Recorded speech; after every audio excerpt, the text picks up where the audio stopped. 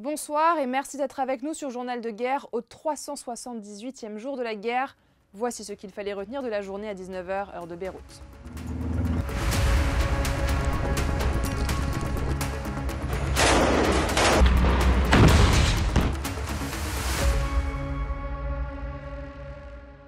Les bombardements israéliens se poursuivent au Liban. Dans le sud, ceux-ci ont ciblé plusieurs villages, dont Khiam, Aït Tachab, Jebchet, Harouf et Ansar. Dans ce dernier village, 2 personnes ont été tuées, tandis qu'une autre frappe aérienne sur un bâtiment à Zaoutar el-Shar'iyeh a fait une victime. 2 autres personnes ont été tuées à Zrariyeh à la suite d'une frappe aérienne visant l'entrée de Wadi Khalil. Dans la ville de Joaya, une frappe aérienne a causé la mort de 3 personnes et fait plusieurs blessés. Les opérations de secours sont toujours en cours à l'heure où nous parlons. Une explosion a aussi été signalée au large des côtes de Naoura.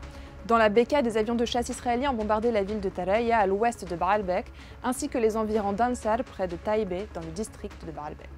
De son côté, le Hezbollah a annoncé une attaque massive à la roquette contre la colonie israélienne de Zevlon.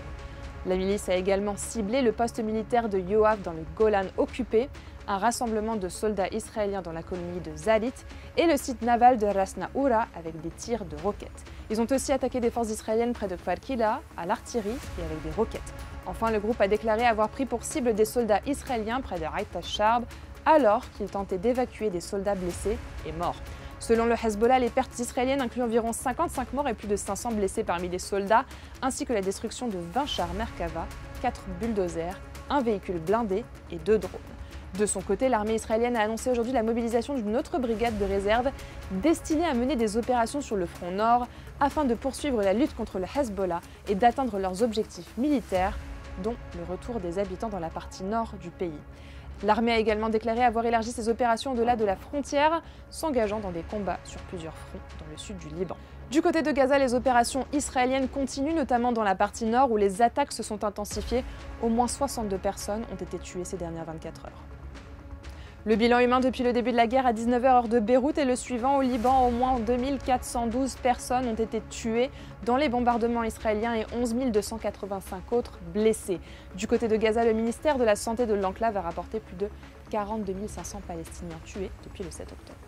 Au niveau politique et diplomatique, le Premier ministre israélien Benjamin Netanyahou a annoncé la nuit dernière que la mort du chef du Hamas, Yahya Sinwar, marquait, je cite, le début de la fin de citation, de la guerre menée depuis plus d'1 an à Gaza.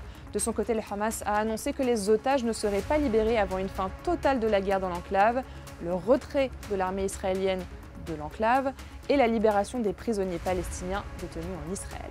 Du côté du Liban, arrivée dans la journée à Beyrouth, la première ministre italienne Giorgia Meloni a rappelé qu'il était inacceptable de viser les casques bleus déployés dans le sud du pays. Ceux-ci avaient dénoncé plusieurs tirs et attaques de chars de la part de l'armée israélienne à leur encontre ces derniers jours. Lors d'un point de presse à Genève, Andrea Tenenti, porte-parole de la FINUL, a souligné aujourd'hui l'importance de la présence de la force de maintien de la paix au sud du Liban, malgré, je cite, les attaques délibérées répétées, fin de citation, contre leur position par les forces israéliennes. Toujours au Liban, dans la journée, le Premier ministre intérimaire Najib Mikati a vivement critiqué les déclarations du président du Parlement iranien Mohammad Khalibaf, se disant surpris par sa position, je cite, qui constitue une ingérence scandaleuse dans les affaires libanaises. Cela fait suite aux propos de Khalibaf qui a exprimé vendredi la volonté de Téhéran de négocier avec Paris sur la mise en œuvre de la résolution 1701 de l'ONU, je cite, en tant que condition préalable au retour de la paix.